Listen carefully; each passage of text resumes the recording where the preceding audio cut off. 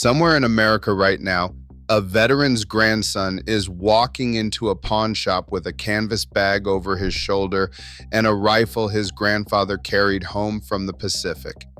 The man behind the counter is going to offer him $200. He is going to take it.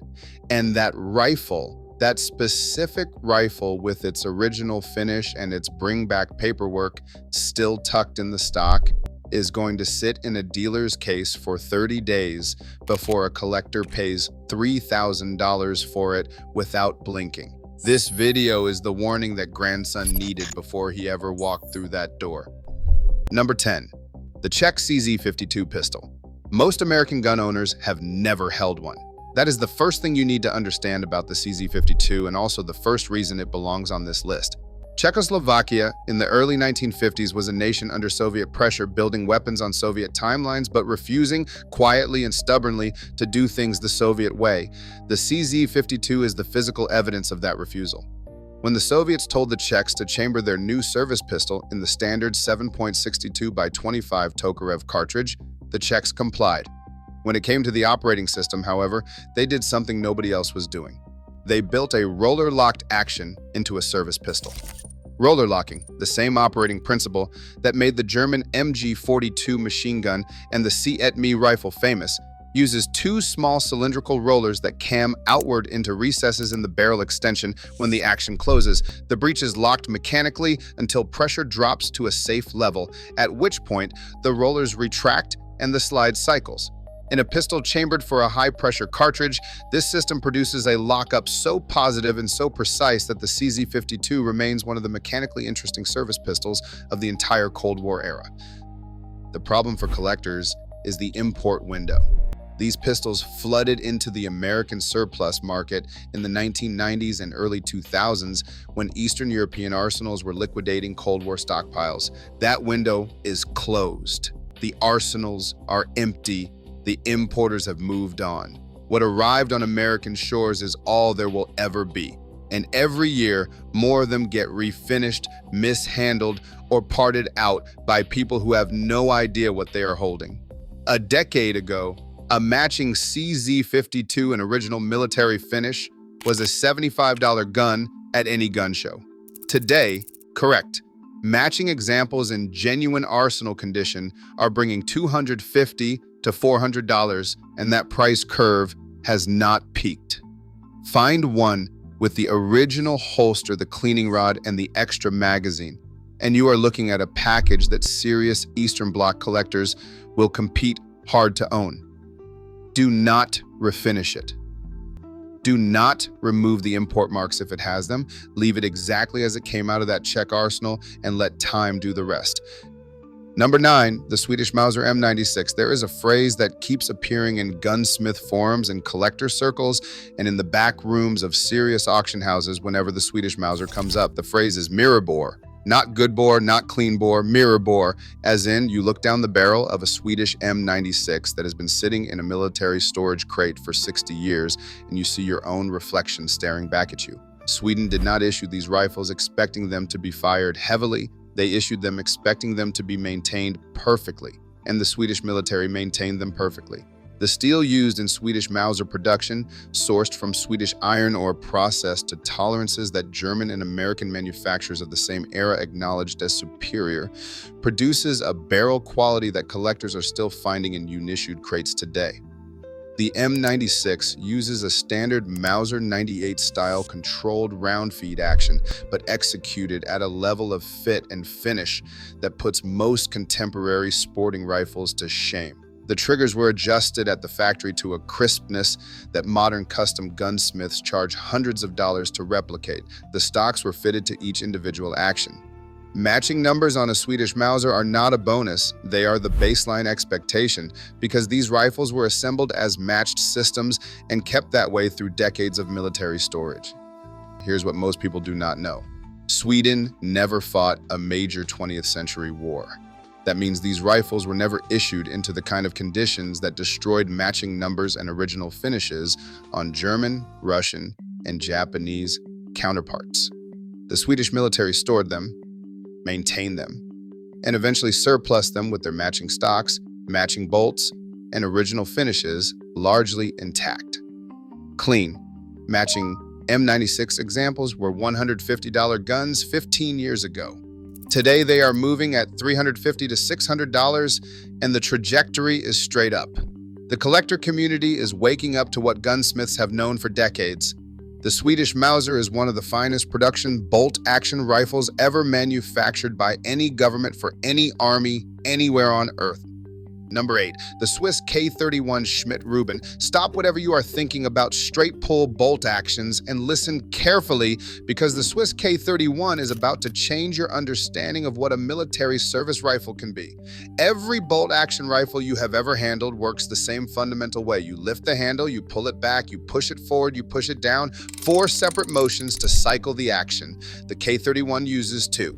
You pull straight back and push straight forward. That is it. The rotating and locking happen internally through a brilliantly engineered sleeve that surrounds the bolt body and cams into locking lugs without requiring any handle movement beyond the straight rearward pull. The result is the fastest manually operated military bolt action ever issued to any army as a standard service rifle. Switzerland did not build the K31 to be cheap. Switzerland does not build anything to be cheap. The receivers were machined from high-grade steel. The triggers were set at the factory to a precision that match-grade shooters spend serious money chasing today. The barrels were fitted with a care that makes the K31, even in surplus condition, a rifle capable of accuracy that embarrasses many modern production sporting arms. Here's the detail that costs people real money. Hidden under the butt plate of almost every K31 is a small slip of paper, a Truppenkontrolle, a unit control card that records the name, rank, and canton of the last Swiss soldier assigned to that specific rifle. It is a built-in provenance document that most owners do not even know exists. That piece of paper is part of the value of the gun. Do not throw it away. Swiss K31 rifles with matching numbers and original stocks were $200 guns not long ago. Correct examples today are bringing $400 to $700. The shooter community found them first because of the accuracy. The collector community is arriving now because of the history. When both communities want the same gun, the price only moves in one direction. Number 7. The Lee Enfield Number 4 Mark I. Here's a fact about the Lee Enfield bolt action that most American shooters have never been told, and it matters enormously to understanding why this rifle is on this list. The fastest recorded aimed fire ever produced by a bolt-action rifle in combat conditions was achieved by British soldiers carrying Lee Enfields. At the Battle of Mons in 1914, German commanders reported to their superiors that they were facing British machine gun positions. They were not. They were facing trained British infantrymen working the Lee Enfield bolt with a speed and a rhythm that produced a sustained rate of fire those German commanders could not believe was coming from individual rifles. 15 aimed rounds per minute, per man. With a bolt-action rifle, the Lee Enfield achieved this because of a design decision that every other military of the era thought was a mistake. The Enfield uses rear-locking lugs rather than the front-locking system used by Mauser, Springfield, and almost every other service rifle of the period. Rear locking means the bolt travel is shorter. Shorter bolt travel means faster cycling. The British military understood this trade-off and accepted it. The result was the fastest bolt action ever issued as a standard infantry weapon. The number 4 Mark I, introduced in 1941, is the refined production version of this system. It added an aperture rear sight that is genuinely superior to the open sights of most contemporary rifles, a heavier barrel for improved accuracy, and a simplified stock design that was faster to produce without sacrificing the handling qualities that made the Enfield famous. Matching number 4 Mark I's in original military finish are still findable. They are not going to be findable for much longer. Prices on correct examples have moved from $150 to $300 in the last decade, and the collector floor is rising every year as the supply of unmodified originals shrinks. The ones that have been sporterized, the ones with cut stocks and bent bolt handles, are worth a fraction of a correct original. Originality is everything. It always is. Number 6. The Finnish Mosin Nagant M39. Let me tell you something about Finland that changes the way you look at every military surplus rifle on this list. Finland fought the Soviet Union in the Winter War of 1939 to 1940. A nation of 3.5 million people held off the largest army on Earth for over 3 months in conditions of cold so brutal that lubricants froze and men died standing up. They did it with a combination of tactics, terrain, and rifles. Specifically, they did it with Mosin Nagants that Finnish arsenals had taken apart, inspected, and rebuilt to standards that the Soviet factories that made them had never intended. The M39 is not a Russian Mosin. It shares the basic action, the caliber, and the general platform. Everything else is Finnish. The barrels were replaced with new precision-cut Finnish tubes. The stocks were recut in a design that improved handling. The actions were head-spaced individually rather than on assembly line tolerances. The sights were upgraded, the triggers were adjusted. The result is a Mosin Nagant that shoots like a different rifle entirely because in almost every meaningful way it is. Finnish Mosins arrived in America in meaningful quantities in the 1990s and early 2000s. That supply is gone. Finnish arsenals do not have more. The importers have nothing left to import. What is in American collections today is the complete and permanent supply. A decade ago, an M39 in good matching condition was a $200 rifle. Today, correct examples are bringing $600 to $1,000 depending on configuration and condition. The Sako-barreled variants command a premium. The B-barrel designation, indicating a Sako tube rather than a VKT tube, is the detail that separates a $400 rifle from an $800 rifle. Know what you have before you price it, and whatever you do, do not sporterize it. The collector market for sporterized fins is zero. The collector market for original fins is moving hard. Number 5, the Walther P38. The Luger P08 gets all the attention. It gets the movies, the novels, the reputation. The Walther P38 gets overlooked, and that oversight is costing collectors real money. In 1938, the German military realized that the Luger, for all its iconic status, was too expensive, too complex, and too sensitive to field conditions to be a practical service weapon at the scale the Wehrmacht was about to require. They needed a replacement. Walther delivered the P38, and in doing so produced one of the most mechanically significant pistols of the 20th century. The P38 was one of the first double-action semi-automatic pistols ever adopted by a major military power. Before the P38, military semi-automatic pistols required the shooter to manually cock the hammer before the first shot. The P38 allowed the soldier to carry the weapon with a round chambered and the hammer down, then fire the first shot through a long double-action trigger pull. Every shot after that fired in single action from the now cocked hammer. This sounds routine today because the P38 made it routine. Before 1938, it was not standard. Walther made it standard. Here's where the collector value lives. Pre-war and early wartime production. P38s, those made at the Walther factory in Zella before Allied bombing forced production dispersal to multiple facilities, are built to a standard of fit and finish that later wartime production cannot match. The early guns have a quality of metal finishing, a tightness of slide to frame fit, and a trigger quality that declined progressively as wartime production demands increased and quality controls relaxed. The proof marks tell the story. The eagle over N, commercial proof. The eagle over WA inspector stamps indicating specific Wehrmacht acceptance inspectors. The 2-digit date codes on the slide, each of these details is a chapter in the production history of that specific pistol, and matching all of them to the correct configuration for the claimed date is what separates a $1,000 P38 from a $3,000 one. Matching documented early production P38s with correct holsters and spare magazines are in the $1,500 to $4,000 range today. The supply of correct, unaltered early examples is shrinking every year as parts get swapped and finishes get polished. Leave them alone. Number 4, the M1 carbine Winchester production. Over 6 million M1 carbines were produced during World War II. 6 million. That number sounds like it should make every M1 carbine common. Understanding why it does not is the entire lesson of this entry. The M1 carbine was manufactured by 11 different contractors during World War II. Inland Manufacturing, a division of General Motors, made the most. Winchester made far fewer, and what Winchester made, they made differently. Winchester brought to the M1 carbine the same obsessive attention to material quality and internal fit that defined their pre-war sporting arms production. The result is a Winchester M1 carbine that gunsmiths and collectors have been able to identify by feel and function for 70 years before they ever look at the receiver markings. The barrel markings are where the value is documented.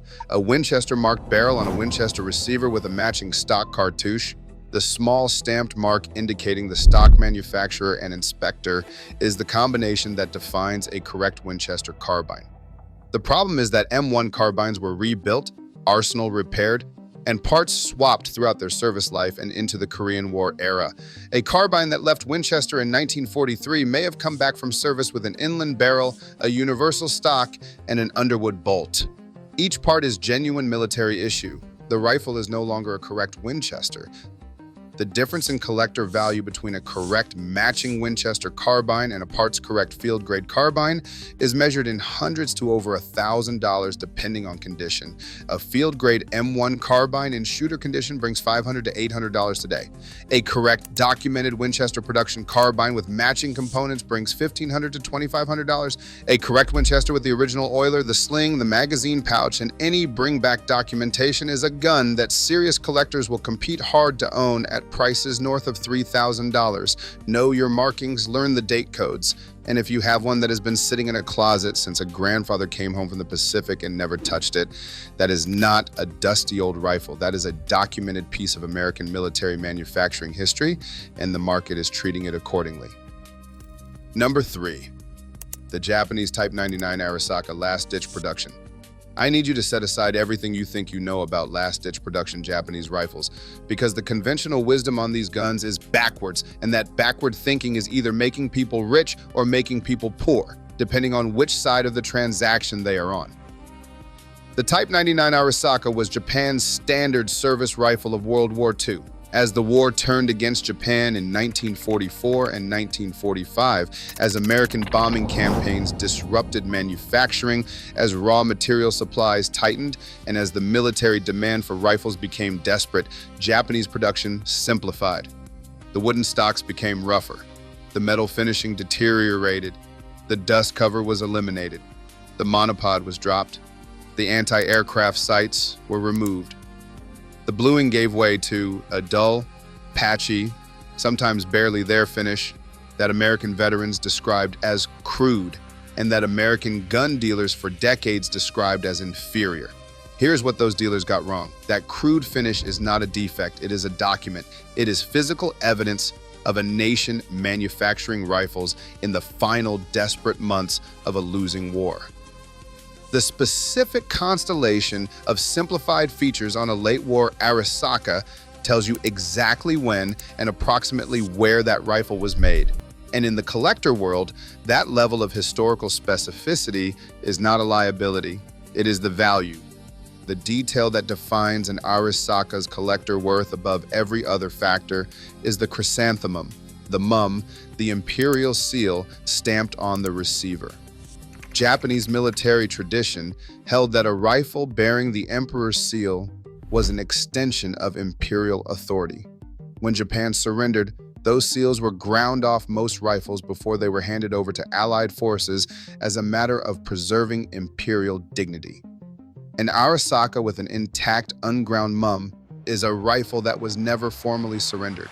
It came home another way, in a sea bag, in a footlocker, under a coat. And that intact mum is worth hundreds of dollars by itself.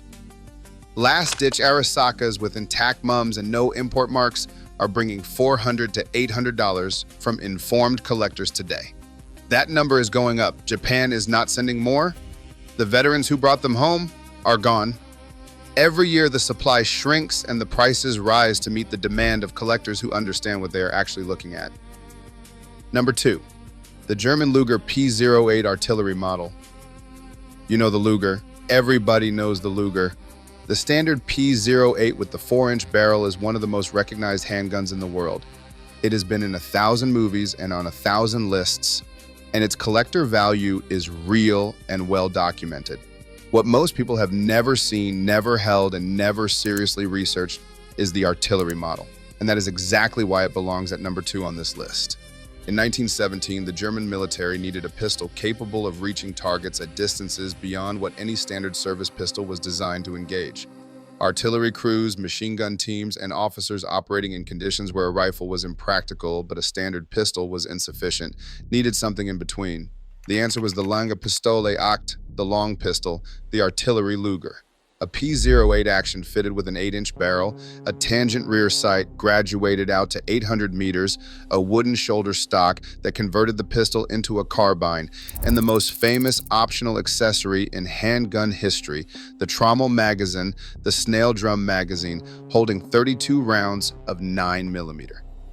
That complete rig, the pistol with its matching stock, the snail drum, the drum loading tool, and the original canvas and leather carrying system, is one of the most complete and historically significant packages in the entire world of military surplus collecting. And here's the problem. Almost nobody has one complete. The stocks got separated from the pistols. The drums got lost. The loading tools disappeared. The canvas rigs rotted. A correct artillery Luger pistol alone, matching numbers, correct proof marks, original finish, brings $3,000 to $8,000 depending on condition and documented provenance. Add a matching stock, and that number climbs significantly. Add an original snail drum in working condition, and you are in a different conversation entirely, one that serious collectors have in private before a gun ever reaches public auction. If your family has one of these, especially with any accessories, do not let it go to a general gun dealer. Do not let it go anywhere until you have spoken to a specialist in Imperial German arms. You are sitting on something the market has not fully priced yet, and the window to capture that value is not going to stay open forever. Number 1, the U.S. Springfield Armory M1903 4 sniper rifle. Everything on this list has been building to this. The M1903A4 is not just the rarest American military surplus rifle in general circulation. Most people who own one have no idea what they are actually holding. When America entered World War II, the Army needed a sniper rifle immediately. No time to design one from scratch. They took the M1903A3, stripped the iron sights, milled the receiver for a scope mount, and fitted it with the Weaver 330 scope, a commercial hunting optic. Adopted because it was available and it worked. Here's what makes a correct A4 almost impossible to find today. Remington was the only manufacturer. The scope must be the original Weaver 330. The mount must be the correct Redfield Jr. The stock must be the straight grip military configuration. And every single component must carry consistent serial numbers, date codes, and inspector cartouches. One wrong part and you have a parts gun, not a collector rifle. These rifles went to war, scopes broke, stocks cracked. Arsenal rebuilds mixed components without any concern for what a collector decades later would need to verify. A field-grade A4 brings $1,500 to $2,500 today. A correct matching example brings $5,000 to $12,000. A rifle with documented sniper use history enters museum territory entirely. Before you shoot it, before you clean it, before anyone else touches it, get it in front of a specialist. The difference between a correct example and a parts gun is thousands of dollars, and it lives in details a general dealer will never see. That is the list. 10 military surplus guns that are quietly becoming some of the most significant collector firearms on the American market. Let me bring it home with the 4 rules that apply to every single one of them. Rule 1, never refinish. The original military finish, however worn, however dark, however patchy, is the document. The moment you strip it or re-blue it, you destroy the evidence that makes the gun historically verifiable. A worn original finish is always worth more than a perfect refinish. Always. Rule 2, keep everything. Every piece of paperwork that came with the gun, every bring-back document, every original box, pouch, cleaning kit, or accessory. The accessories are not separate from the value of the gun, they are part of it. A complete package is worth dramatically more than the rifle alone. Rule 3, know your markings before you price it. The difference between a field-grade surplus rifle and a correct matching collector example lives in proof marks, inspector cartouches, date codes, and component consistency. Learn what you have before you decide what it is worth. A pawn shop will not know. A collector will. Rule 4, never modify. Every aftermarket scope mount, every replaced stock, every drilled and tapped hole destroys what you cannot recover. If you want to shoot it, buy a reproduction. If you have an original, leave it exactly as it is. These rifles came home from wars that shaped the world. The men who carried them are gone. The factories that built them are gone. The governments that issued them are in some cases gone. What remains is the metal and the wood and the proof marks and the history encoded in every one of them. Hold them, preserve them, pass them down. And whatever you do not let them go to someone who does not know what they are holding. Hit the like button if this list opened your eyes to something sitting in your safe right now. Subscribe, because every week I go this deep on the firearms that matter, the ones with history, the ones with value, and the ones that most people walk right past without ever knowing what they are looking at. Now, here's my question for the comments. Which of these 10 do you own? And if you inherited one without knowing what it was worth, tell me that story. I read every single one. See you in the next video. And whatever you do, never sell before you know what you have.